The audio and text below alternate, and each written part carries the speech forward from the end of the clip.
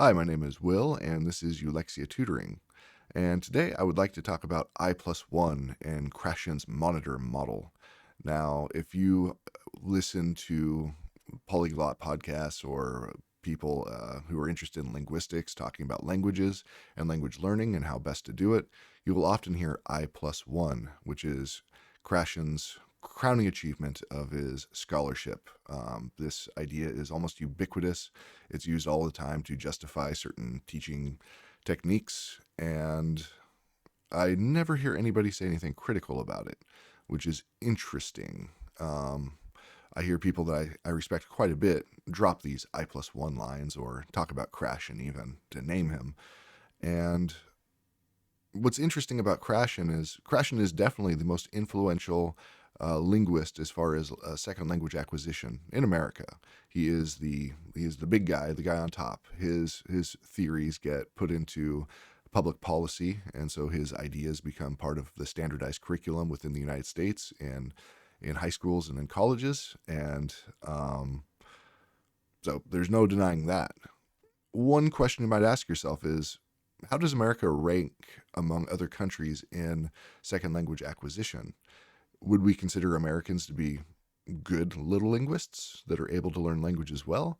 Or would we consider America, by any universal or empirical evidence, to be the worst of developed nations in second language acquisition? The curricula we use based on Krashen's models, well, I would say lead to us being the absolute worst country in the world in second language acquisition.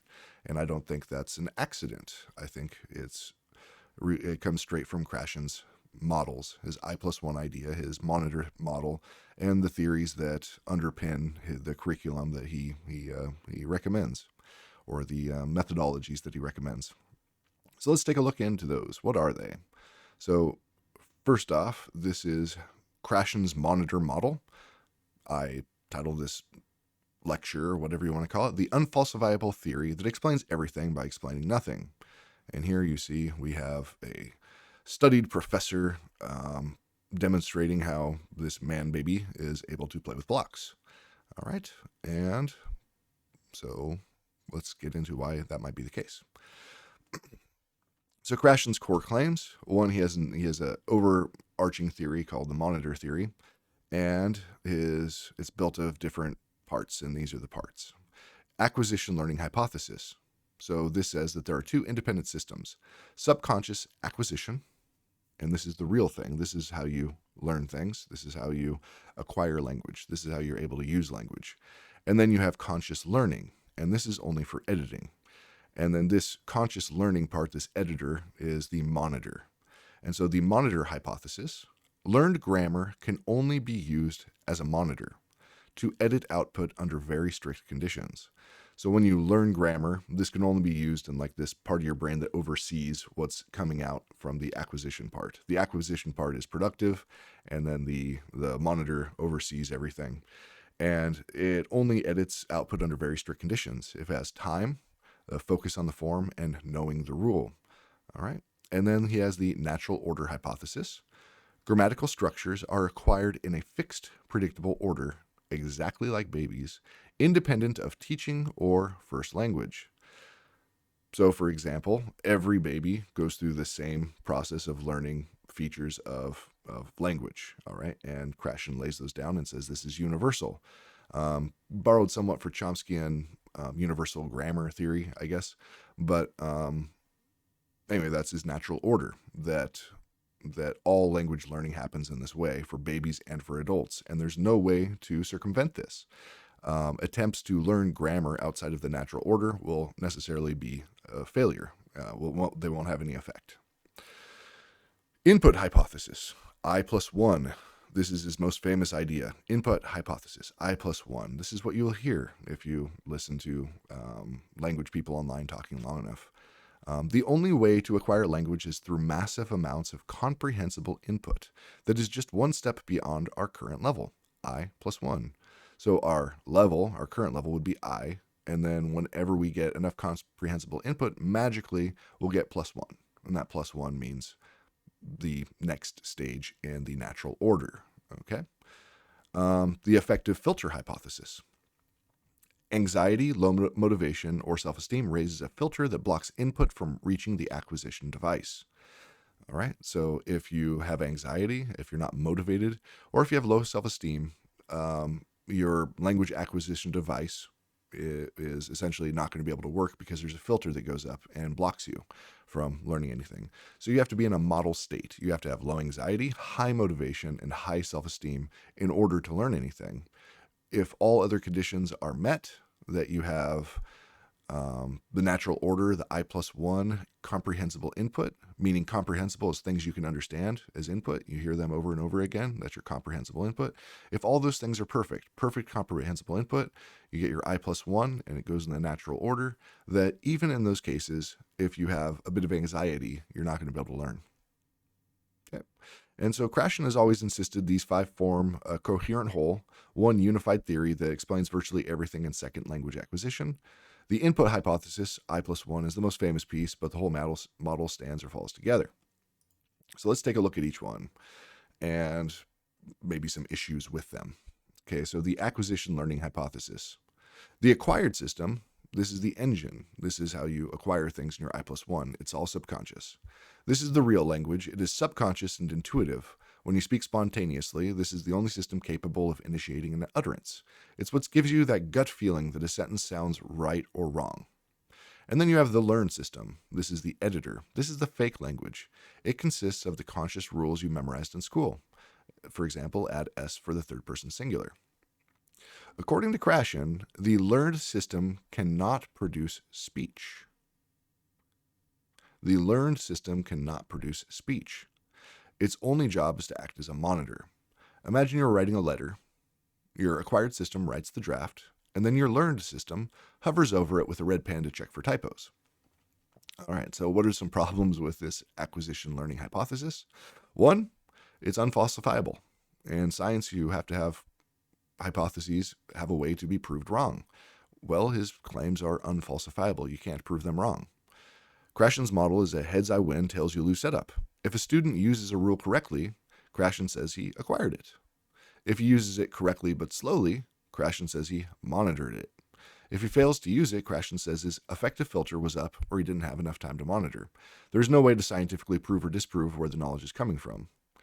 And then there's the no interface fallacy. He insists that learned knowledge can never become acquired knowledge. This flies in the face of skill acquisition theory from, say, Robert DeKeyser. In almost every other human skill, driving a car, playing piano, or chess, we start with conscious declarative rules, learning. And through practice, they become automatic, procedural skills, acquisition. Krashen claims language is the only human activity exempt from this universal learning process.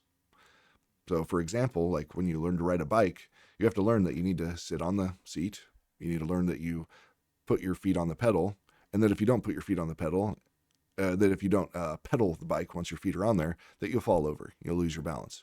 So those are declarative kinds of knowledge. But as you practice that, your skill gets better and better and it's acquired, and eventually you master it. You develop automaticity in these moments, and you don't need to think about them anymore. That's how skills work. But again, Krashen claims that language isn't like this. It's the only skill that is, in fact, not like this. And so for the editor, there's impossible constraints as well. For the editor to even work, Krashen admits the speaker needs time, which you don't actually have in a real conversation, for your monitor to be going over and analyzing the correct conjugations and declensions of nouns and things like that. Also, you need to have focus on form. And so this monitor is at the same time focusing on the form you're using, seeing if it works correct idiomatically or not, whatever, which ruins the flow of communication. And then you have to have knowledge of the rule. And we know most native speakers can't explain the rules they use. Yeah, sometime go ask a native English speaker about the subjunctive in English. Most don't know what that is, and the other ones who do say we don't have it. In fact, we do. By his own definition, the learned system is practically useless in 99% of real-world human interaction. He essentially relegates classroom teaching to a hobby that has zero impact on actual fluency. What is the teacher's job? Well, it's not to teach, it's to give input. All right, and in the system Krashen uses. If that sounds familiar, Well, a lot of high school and college classrooms don't teach the grammar. They have you intuit it. You have to figure it out, and they just give you a bunch of input, and you're supposed to figure it out from there, ideally. All right.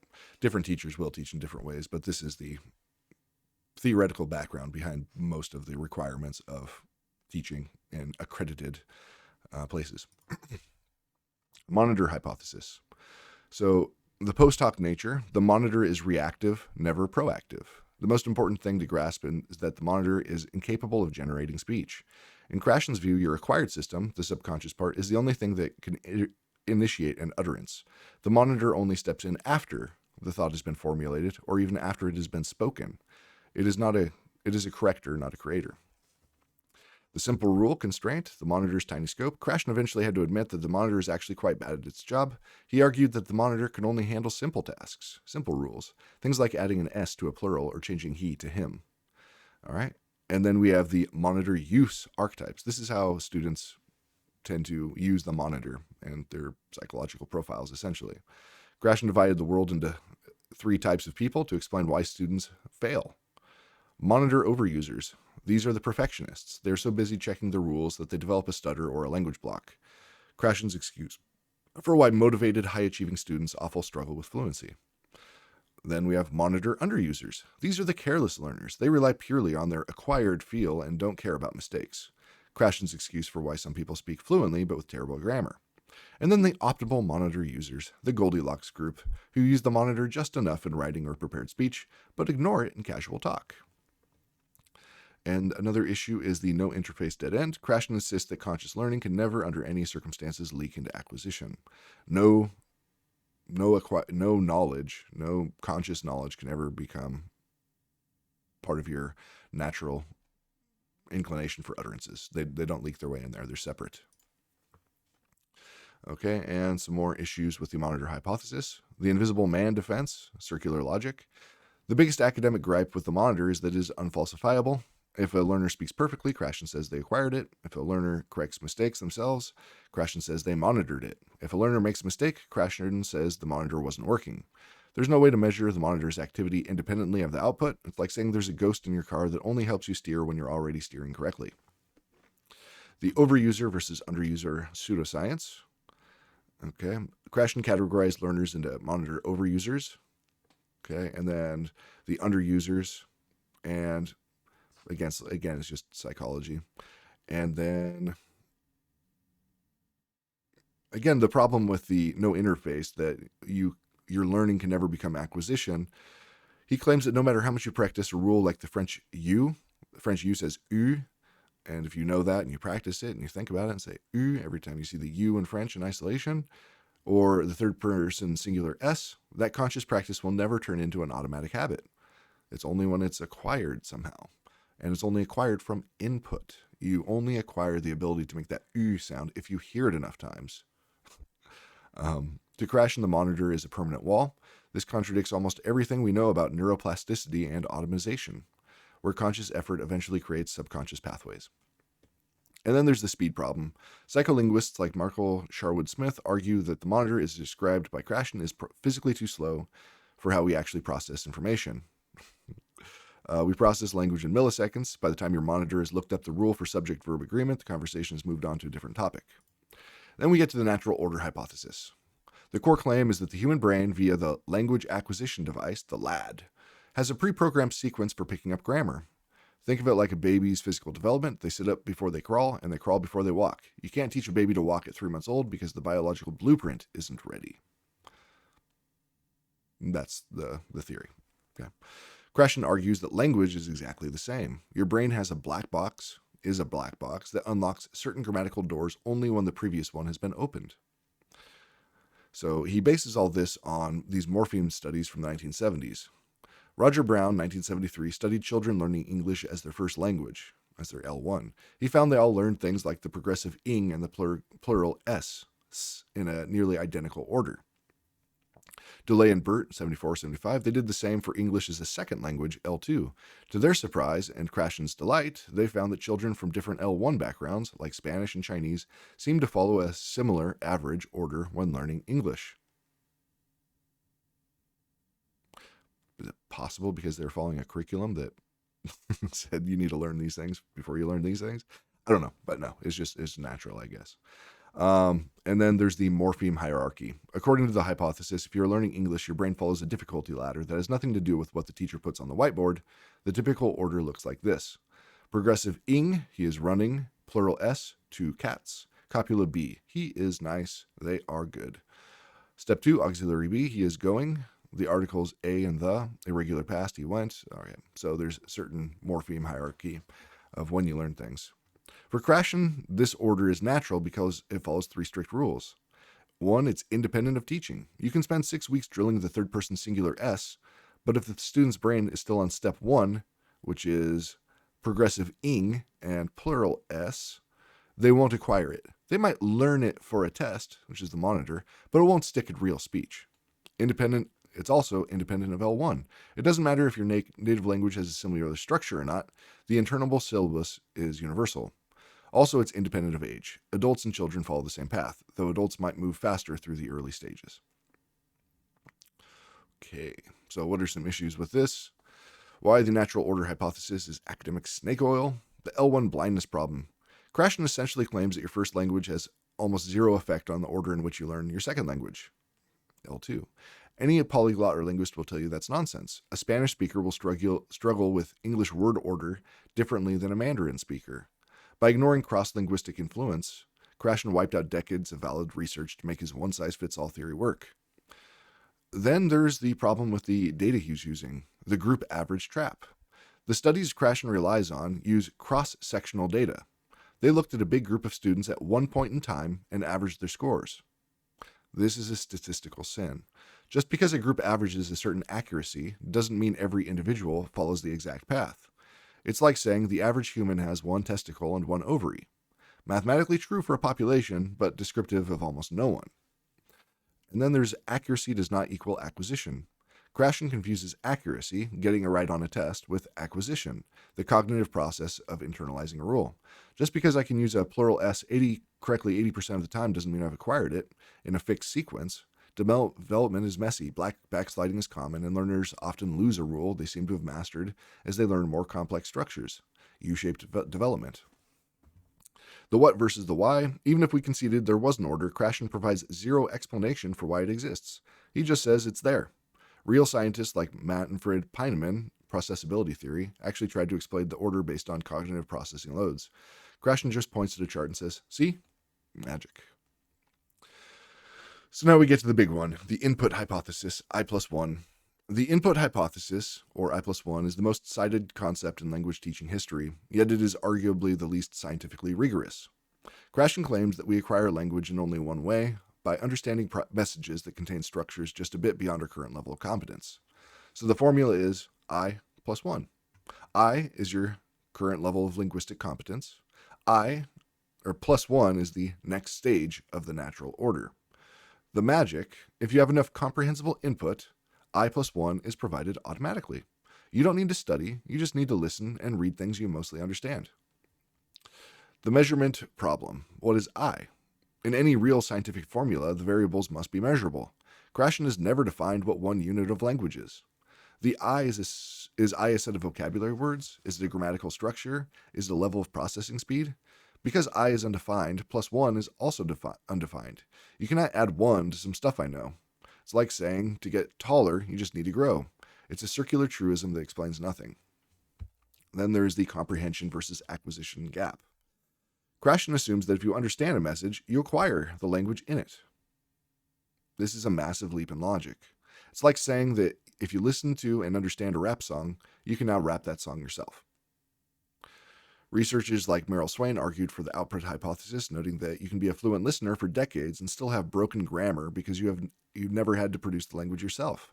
Understanding a message is not the same as mapping its grammatical structure. And then the silent period fallacy. Krashen uses i+1 to justify a silent period, where students shouldn't be forced to speak. He does not, interestingly, endorse the other language development phases of the baby, although there is no silent phase of the baby. There's not a moment where he's silent. Babies communicate from the beginning. And the first thing they do from birth to 3 months, their sole means, is crying. I am unhappy. I need milk, something. I'm crying in order to get a result. From there, they go to cooing. They make certain like vowel sounds. Ooh, ooh, ooh, wah, wah, wah, yee. So that's the cooing stage where they're mapping or they're partitioning the vowel phonemes into the particular sounds they hear. They see mom's mouth move. They imitate the lip movement and the mouth jaw placement. And they say, ah, e, o. And they make those sounds. And they do it at night and they do it to comfort themselves. But they're also, developing their language abilities. All right, from there you go to the cooing or the reduplicative babbling. Here they're developing their vowels in combination with their consonants. Ba, ba, ba, pa, pa, pa, pee, pee, pee, boo, boo, boo, gee, gee, gee, go, go, go. And then they go to the one-word stage. Mama. No. Why? And then the two-word stage. Mommy eat. Baby cry. Doggy poop. And then there's the telegraphic stage where they make sentences, but they don't really have morphemes and they have poor syntax. I store go with mommy. I go store with mommy. I eat 2 bacon with daddy. Okay. I 2 bacon eat with daddy. That kind of thing. All right. They're using the words and just kind of throw them together. And then eventually they start phasing these things together.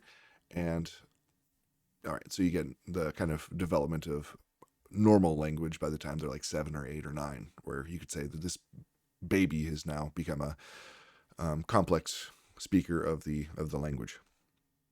All right, and then there's the incidental myth. Krashen argues that i+1 happens automatically if you just have enough input. This ignores noticing. Richard Smith. Most evidence suggests that if you don't consciously notice a linguistic form, you will likely filter it out as background noise, no matter how much i+1 you're exposed to.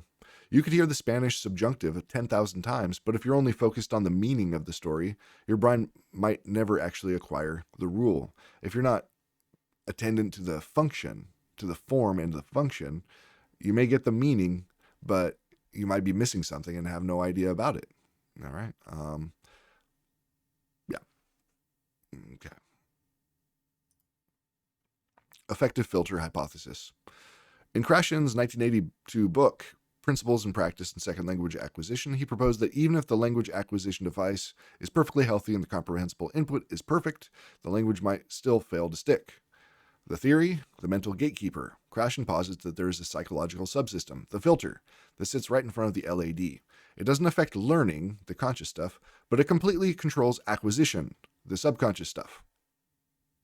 The 3 knobs of the filter. Krashen identifies 3 specific emotional variables that determine if this filter is high, blocked, or low, open. 1. Anxiety. High anxiety raises the filter. A low anxiety environment lowers the filter. So if you have a high anxiety, no matter what you're getting, could be the greatest input in the world. You might be totally ready for it. You're not going to get it because you have anxiety. Same with motivation. If you have high motivation, your filter will be down, so you're able to learn things. But if your motivation's low for whatever reason, then it's going to be high. The filter will be high and you can't learn. Self-confidence. If your self-esteem is high, then the filter is low and you can learn things. If your self-esteem is low, the filter is high and you can't learn. So why this is pseudoscientific slop? The blame the victim dynamic. The affective filter shifts the blame for failure away from the method and onto the student's personality. The interaction paradox. Research by Michael Long, interaction hypothesis, shows that a bit of anxiety or tension is actually good. When you are forced to struggle to be understood, negotiation of meaning, your brain works harder. Krashen's low filter world is a coddled environment where students are never pushed. By removing all affective pressure, you actually remove the cognitive spark that forces the brain to notice its errors. The biological ghost in the machine. Where is the filter? Is it in the amygdala, the prefrontal cortex? Krashen never says. He treats the brain like a 19th century steam engine with a valve that gets stuck. Modern neuroscience shows that emotion and cognition are inextricably linked. They aren't 2 separate pipes where one can clog the other. And then you have the therapist-teacher phenomenon. This hypothesis turned English as a second language profession into a branch of self-help. It led to the idea that if the teacher just makes everyone feel good, the language will happen automatically. What a wonderful idea. So Another thing that Krashen dismisses, and it's essential to dismiss for his theory, is the critical period. Interestingly, he has these biological like set points where you have to hit these markers in order to get to the next level, but he totally dismisses the idea of critical period for whatever reason, which describes kind of something similar to that. Critical period is the idea that at a certain age, a set age, like between 0 and 5, that you have certain abilities to learn certain skills, and if you don't learn them, then you lose that ability physiologically. And so, for example, the big study on this was done with cats. They had cats born, they covered one of its eyes, and then after it grew up and developed to a mature age, they uncovered its eye and found that the cat was completely blind in that eye and that it never developed sight in that eye. And the idea is that your eye needs to learn how to see within the first few years of a cat's life, I guess, in order to develop it. And if it doesn't, there's nothing physiologically wrong with it, but it never learned that skill, and so it never can. And people who believe in the critical period hypothesis would say that language is the same way. And there are a bunch of studies, I think, that conclusively show this to be the case, particularly with deaf populations and grammaticality judgments. But we'll get into that later. But the immersion aspect of, he says absolute immersion with comprehensible input is absolutely necessary, and that's required. You can't learn without it because you need i+1 and comprehensible input. Everything you learn is from input. You can't learn anything. You have to acquire it through immersion. And so here we go. Let's look at the immersion environment of the school versus immersion in the environment of a baby versus the environment of a student. So the L1 baby who's learning a first language versus a classroom and foreign language environment. So children who are like babies who are learning get around 70 hours a week of direct one-on-one or multiple teacher on one immersion for 70 hours a week for years. All right. So nonstop. All right. In the classroom environment, you get 3 to 5 hours a week if you have immersion for that entire time. But also, it's not the environment. It's one person within the classroom who is actually a native speaker who can give comprehensible, correct input. So the child is fully immersed in the environment, and all of its actions are, will wash in a sea of whatever language that is. And so the student really can't live the language in eating, shopping, intimacy, being coddled by his mom and petted and soothed with nursery rhymes and all the other things that babies get. Then you have the one-to-one or one to more than one. You have one parent taking care of a child and speaking directly to it, or you have several parents in a different area talking to each other and the child's able to listen to that, or wherever you go, the kids are awash in it, and they either get direct attention from one person or more than one person, or they can observe other people in the environment just talking, and that is constantly going on. In the classroom, you get one teacher with 50 to 30 learners, okay?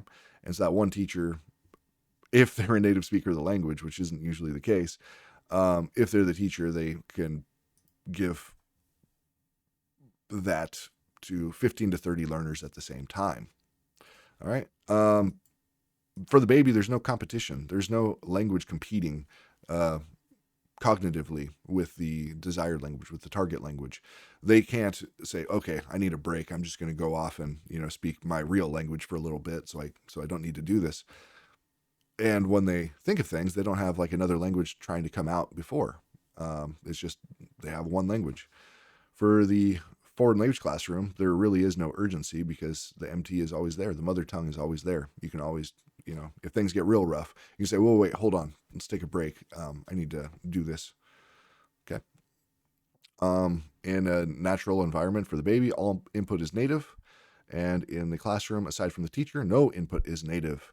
And even with the teacher, if they're not actually a native speaker, it might be that is not native input either. Okay. So Butzkamm, who I'll talk about a little bit later, Krashen's input hypothesis may be a bucket full of holes, but comprehensible input is certainly the most important single factor in immersion settings. All right, so to the extent that Krashen has any hypothesis, comprehensible input is important, but not in the classroom. Not necessarily in the classroom, because you can't really have it. It's in immersion settings, like if you move to the country, for example. Okay, and let's go here again, talking about, well, essentially adults are just big babies. The idea is that adults learn languages the exact same mechanisms that babies do. There is no critical period. All right, so Krashen's view versus biological reality. The LAD is eternal. The language acquisition device is eternal. Krashen's view, the LAD is a permanent biological software that remains fully functional from birth until death. The science, data from early starters, ages 3 to 7, show the ultimate attainment, sounding like a native. So early starters of a language, ages 3 to 7, so they weren't born into the language, but at the age of 3 to 7, they go into the language and they are immersed in it fully. Okay, shows that ultimate attainment, sounding like a native, begins to decline almost immediately. Even at the age of 3, if you're thrown into an environment, you will not develop perfectly native sounding speech at all times. There will be certain habits, phonological or syntactical, where you will say things that native speakers will listen to that and say, oh, wait a minute, that doesn't sound right.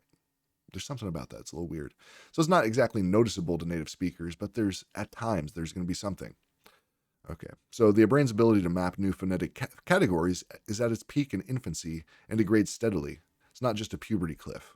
Your ability to develop the phonemes, develop the sounds of a particular language, babies are really good at that, and adults struggle with it for sure. But even that is not just like at the age of 7, you move to Germany and you only speak German. You're actually not going to develop perfect German pronunciation. By immersion, you might be able to study and develop it with like serious, like I don't know, language studies, I guess, and practice, and probably a language coach or a dialect coach, unless you're Gary Oldman, I guess. The affective filter as a biological proxy. Krashen's view: adults fail to reach native-like status because they have high filters. He claims children are simply less inhibited, which allows the LAD to work. Well, regardless of intelligence and abuse and environment, like in a bad environment, babies learn language just as well as anybody else. The kids who grow up in a perfect environment versus the ones who grow up in a violent, war-torn environment, the babies still tend to learn language to the same extent. Maybe academic things will fail, but maybe there are some effects it'll have, but essentially, that's not true. They can be highly stressed and still learn the language. Whereas adults, he's saying that's the reason they don't learn, because they have too much of a filter. The science, even children in optimal low anxiety environments who start at age 4 or 5 often show non-native tendencies and complex morphosyntax. If the filter were the only barrier, these children should be indistinguishable from natives. They aren't. So again, at the age of 4 or 5, there will still be these things that just don't develop in the way that they do with native speakers. The identity cop-out, Krashen's view. He suggests that foreign accents are a subconscious choice to maintain one's original cultural identity. Essentially, you don't want to sound like a native. That's why you don't develop a native accent. You don't want to. You are too tied up with your own identity. And so you don't learn that. The science, well, this is a classic gaslight. Research into phonetic category formation shows that once the brain has mapped the sounds of its first language, it physically filters the sounds of the second language through those existing L1 neurosieves. It's not a choice, it's a hardware limitation. You may be able to, with study and with, again, dialect practice and dialect coaching, develop something like a native pronunciation, but it takes a lot of work as an adult. It's not a choice. And it's certainly not something you're going to acquire with massive amounts of comprehensive input. It takes structural training, physical training of learning how to articulate in the native ways. The adult advantage trap, Krashen's view. Adults are faster than kids at the beginning because they use their monitor to cheat. The science, adults are faster because they have superior cognitive maturity. They can use logic, analogy, and L1 knowledge to solve the puzzle. Krashen calls this cheating to protect his subconscious acquisition narrative, but in reality it is the adult brain's primary and highly effective way of learning. All right, so just based on these things, let's look at trends in Krashen scholarship. One trend we see is unfalsifiability. A legitimate scientific theory must be falsifiable. There must be a way to prove it wrong. Krashen's model is designed so that it can never be proven wrong. Okay. Cherry picking. He likes those morpheme order studies, even though they don't make any sense. He ignores longitudinal studies in favor of cross-sectional studies, which everyone averages into a meaningless blob with one testicle and one ovary. He purposely filtered out cross-linguistic influence because acknowledging that a German speaker learns English differently than a Japanese speaker would ruin his one universal natural order narrative. And then the naturalistic fallacy. Krashen's entire framework rests on the idea that because babies learn their first language subconsciously, adults should learn their second language the same way. I would say that there is some subconscious things that go on, but kids actually make hypotheses about language and they test them out. That's why they tend to learn pragmatic speech really quickly and early on. It's like the word no is a good example of that. When you say no, there's a lot of different environments can be. Like you can be like, do you like apples? No, I don't like them. But do this now. No. And now I'm pushing back on you. That no is used in a different way. So they like to see how these words work. What can they do? They like bad words. You know, if I say the shit word, if I say shit, what's my parent going to do? I heard him say that, and it was funny. Well, what happens if I say it? So it's not totally subconscious. They learn through hypotheses. Look into Siegfried Engelmann. His idea is that kids are totally logical, and that if you work on their knowledge, they're totally naive, but they're logical. And so you can teach them all sorts of stuff. Like he would teach kids algebra at the age of 4 based on their logic. All right. So part of this naturalistic fallacy, he advocates for a silent period and passive absorption, which effectively asks adults to turn off the most powerful parts of their brains. And then there's the gaslighting, and he's a gaslighter. By inventing the affective filter, Krashen moves the goalpost from cognition, how the brain processes data, to emotion. And then, if the natural approach doesn't work, the student is told they are too anxious or not motivated enough. It's really just your fault. Now, what are the reasons for Krashen's success? There's a book by A.P.R. Howitt, A History of English Language, which I really love. I found it through Butzkamm. It was in his bibliography of one of his papers. And so reading this book, it talked about why it is that we use things like Krashen's method. Well, let's look at, before the natural craze, before we had the kind of teaching we know now, where just basically native speakers talk it, non-native speakers, and teach them that way. Before the natural craze, a language teacher had to be a bilingual scholar. If you had a bunch of Polish people who wanted to learn English, you'd have a Polish scholar of English teach them how to speak English. They would be able to take what the people speaking Polish knew and transform that and give instruction that was useful for them, that made sense to them, that wouldn't be sensible, for example, to an Italian person. And then for that, you would have Polish classes of English. Polish students all learning English under a Polish instructor, or an English instructor who was like knowledgeable of Polish as well, I guess. But imagine that those were all the different kind of classes. When you had the natural phase, you could say, hey, we don't actually need Polish classes anymore. We can put everybody together. And instead of having like a highly trained scholar who costs a lot of money and requires like, very specific resources, in fact, we can just hire anybody off the street who happens to speak English. And that's what happened. So if you claim that all a student needs is comprehensible input from a native speaker, you can hire anyone who speaks the language. You don't need a pedagogue, you just need a native body. This turned teaching into a low-skill commodity. It devalued the professional bilingual teacher and replaced them with conversation partners who couldn't explain a verb tense if their lives depended on it. Then you get the universal curriculum, global scaling. So one is labor costs. These teachers don't cost anything to train because they don't know anything, they just talk.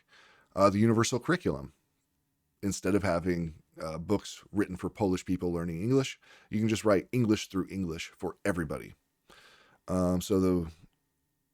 So one book could be sold to every country on earth, essentially. Instead of having to publish lots of different kinds of books for small markets, you make one book for the largest market, and with philosophies like Krashen's, you totally legitimize it. Okay, and in reality, this is linguistic imperialism. It's financially brilliant, but pedagogically bankrupt because it ignores the specific cognitive hurdles a Japanese speaker faces that a Spanish speaker doesn't. All right, and so the American decline, the classic era, pre-1917, language learning was about mental discipline. It was hard, analytical, and forced you to understand how thoughts are structured. It produced people who could actually read and think in other languages. Then you get the Krashen era, post-70s. Language became a feeling. Because Krashen said learning is useless for fluency, American schools stopped asking students to memorize, analyze, or practice. They just immersed them in 40 minutes of comprehensible noise 3 times a week. The irony? America has the most advanced Krashen-inspired pedagogy in the world, yet we have the lowest rate of bilingualism in the developed world.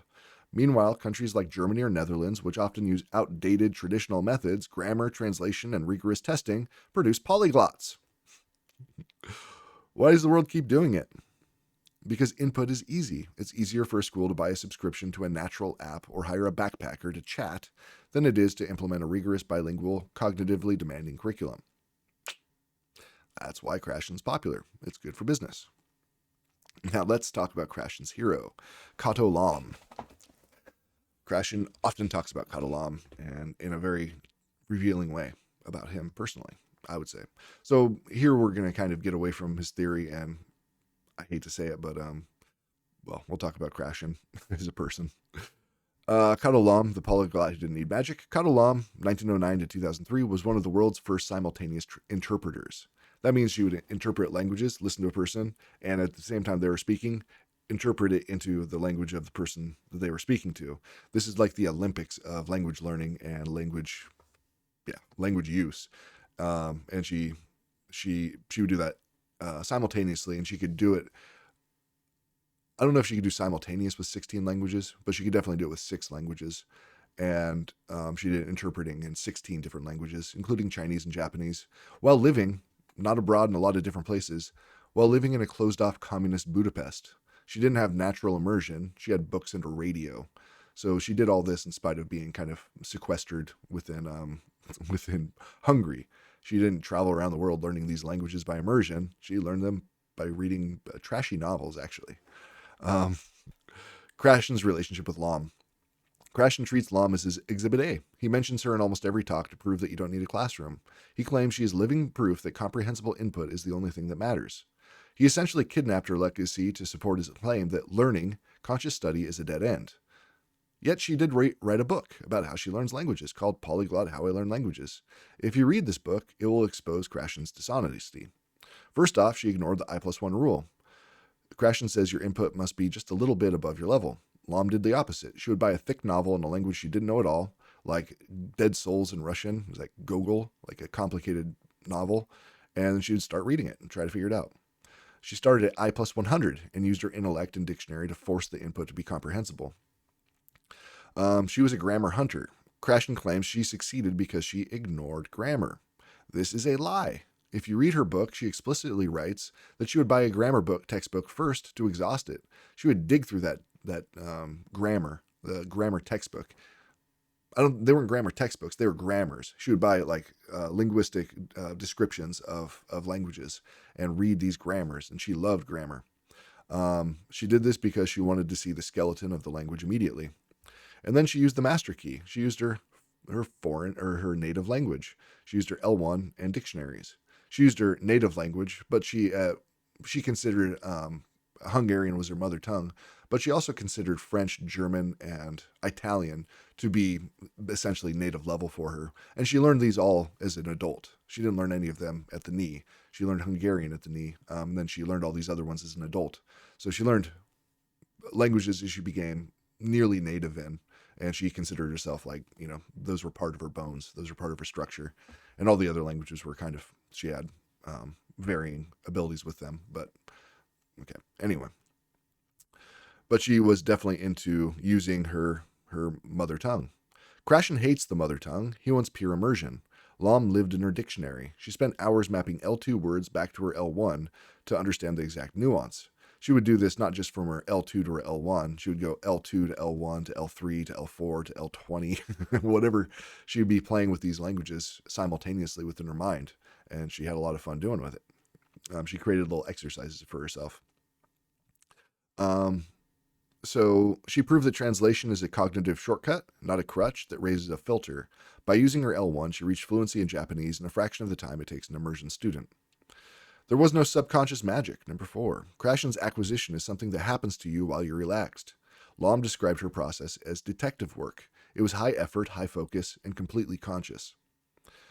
And the summary of the Lomb versus Krashen feud: Krashen tries to paint Lomb as a carefree reader, and in reality, she was a hardcore analyst. Krashen says, don't try, just listen. Lomb says, in her book, investigate, analyze, and grind. She didn't have a low affective filter because she was relaxed. In fact, her first language that she learned was Russian. Well, she learned French first, but she learned Russian in a closet because the Russians were taking over Hungary, and she was afraid that people would find that she was learning Russian, but she knew that somebody was going to be needed to work as a liaison between the Hungarians and the Russians. So she went into a closet with her little trashy Russian novelette, like this romance novel, and a dictionary. And in the closet with her little light on or a candle, she would read that book and dissect it until when she. And as like bombs are dropping and things, and she was worried at any time that either the Hungarians or the Russians might kick in her door and come in and find her. It would be bad on either case. And so that's about as high of affective filter as you can. She's in an existential crisis and learning Russian for survival. So yeah, not low anxiety. So she was motivated by the challenge, but also motivated by her wanting to survive. Krashen's attempt to use her to support a passive model is one of the most intellectually dishonest moves in his career. And the final expose: if Kato Lomb had followed Krashen's natural approach, she would have spent 3 years waiting for a silent period to end. Instead, she mastered 16 languages by doing everything he told us is useless practice. All right. And so from here, I want to talk about my personal interaction with Stephen Krashen. And I would like to say that I think he's a pretty nice guy. Based on, he really seems to care about people and he wants to do, but that's what he seems to be. All right. I think whether he's honest in that or not, I don't know.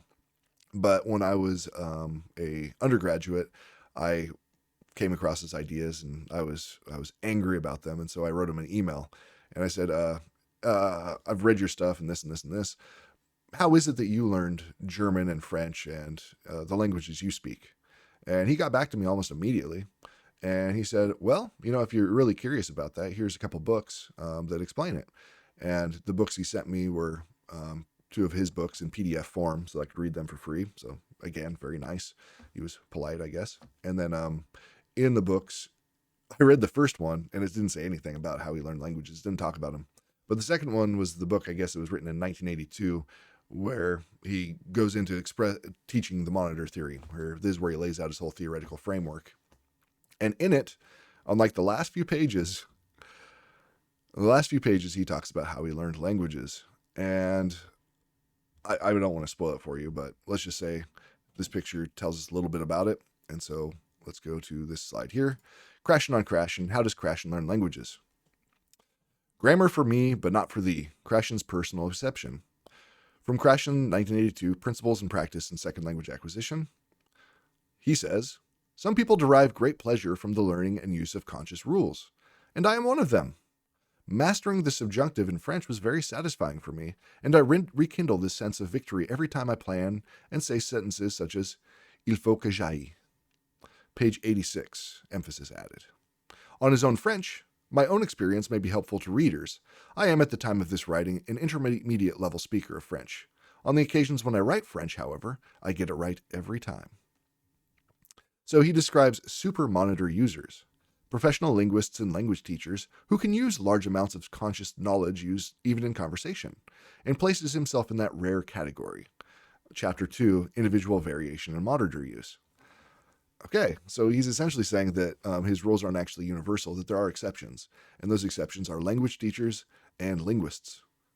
And yeah, so the Vienna story. He studied German grammar in school, but couldn't speak fluently. Only after a year in Vienna, social circle, real-life input, did his German improve enormously. He presents this as proof that rules were useless and input did the work. Krashen's own success relied on exactly what he bans for everyone else. So the Vienna story, well, doesn't that... He went to a German grammar school and he learned all the grammar of the German language and learned all these different things in that school. Unless he was just the worst student ever. He didn't learn, just sat there and, was not influenced at all by the things he was taught. Maybe it's the fact that he had a framework, a skeleton to understand German. And when he got there and he got his comprehensible input and he got his immersive experience, that he was able to learn very quickly. Yeah, sure. If you have a certain level, immersion becomes very useful. If you take somebody with no level there, they're not going to get any comprehensive input. But the fact that he already been learning these things means the input he got was comprehensible because he had the structure of the language already down to a great extent. Okay, so Krashen's own success relied on exactly what he bans for everyone else. He used conscious grammar study plus L1 comparison as a linguist, plus translation like mental mapping. His school grammar gave him the structural transparency, the double comprehension that let him understand and benefit from the Vienna input immediately. Without the conscious rules first, the input would have been noise. Krashen's defense is always, I'm atypical, a linguist who likes rules. In other words, grammar works for me and my fellow professionals, but ordinary students are too fragile, just give them stories.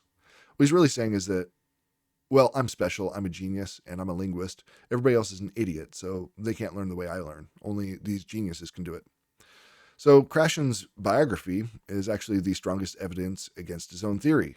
He does not learn in the way that he tells people is the only way to learn. Seems very dishonest. So I think I'm kind of done dumping on Krashen for the most part. So let's look at an alternative. The bilingual alternative. Who, what, and why it works. I would say that if all you know is Krashen and you're a language teacher or you're interested in languages, here's some people you really need to know. And as soon as you read them, I guarantee it's going to be like a light going off. Because if you're one of those people who is interested in learning languages and has done it a lot, and you keep saying i+1, which is meaningless, try looking at some of the actual scientists who've been working on this stuff. And in particular, the bilingual method proponents. This is an evidence-based alternative Krashen. Their definitions mean something, and their principles mean something, and they're testable, and they've been shown to work. All right, C.J. Dodson is essentially the founder of the modern bilingual method. And in controlled experiments, language teaching and the bilingual method proved bilingual techniques superior to monolingual ones in every comparison. His work inspired decades of international replications. Wolfgang Butzkamm is my favorite. This guy changed my life when I found his book.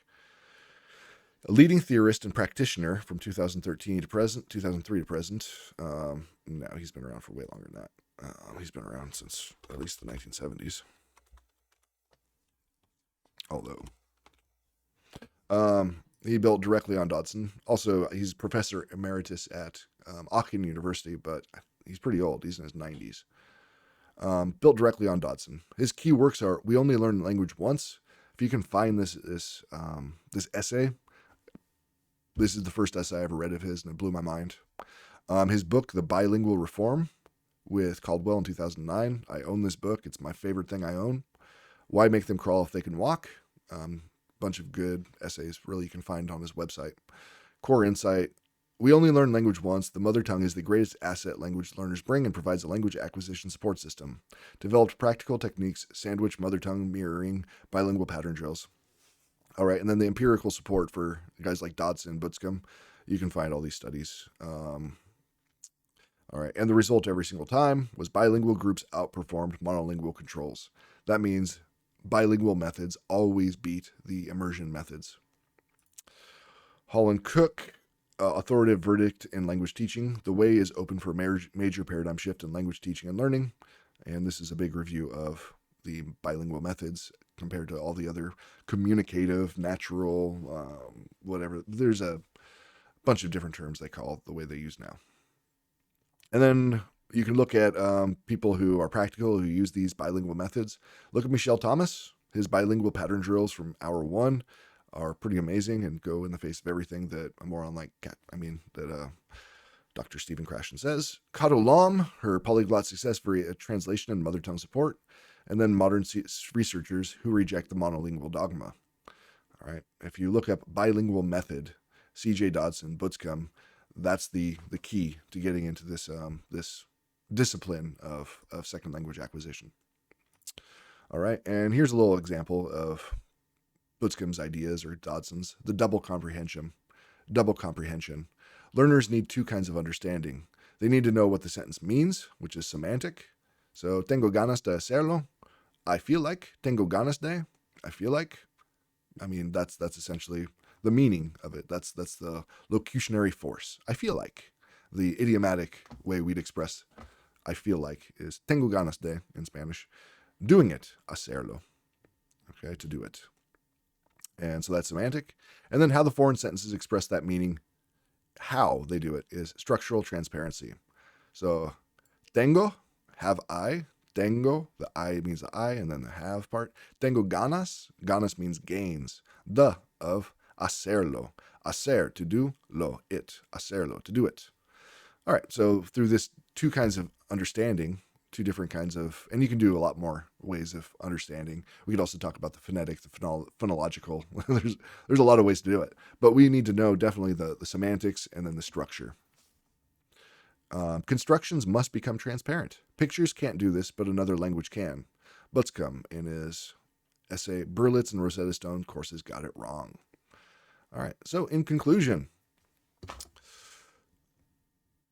I'd be very curious if anybody listened to this to rebut me, to rebut these claims, because to be quite honest, I haven't looked into these in quite a while. It was when I was in an undergraduate, when I was learning about this stuff. I really got into it, and I could talk about it fluently, and I could rebut it. But this is kind of just a shot in the dark, and I don't really care to look into it enough to give it more credence than I have. It's patently false. It's wrong. It's obviously wrong. And when I hear serious people talk about it, it hurts my heart. Like, you can do better. It's just, I think you've never seen any alternatives. Like, Krashen is pushed so hard. And remember, he's only pushed hard because it's pragmatic. It's the best way to make money. His ideas are scalable from a corporate mindset. You can take his ideas, and like, anybody can teach according to him. Anybody who speaks the language, pull them off the street. Doesn't matter who they are. They can teach. Teaching is not even useful in any way. Like, why would you pay teachers anything to do this? You're just getting people to talk in front of people and give them comprehensible input. It's yeah. And then on top of that, I think he's dishonest. He's a dishonest guy.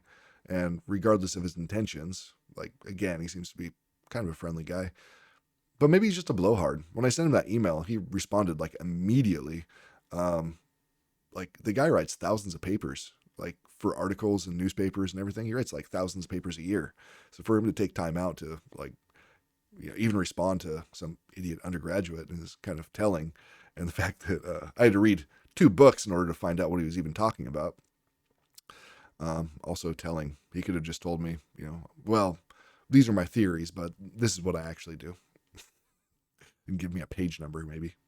All right, so I would love to see your comments in the comment section. If you have any questions, if you have any disagreements, questions, comments, concerns, that kind of thing. Love to know what you are thinking about this. Have a great day, and cheers.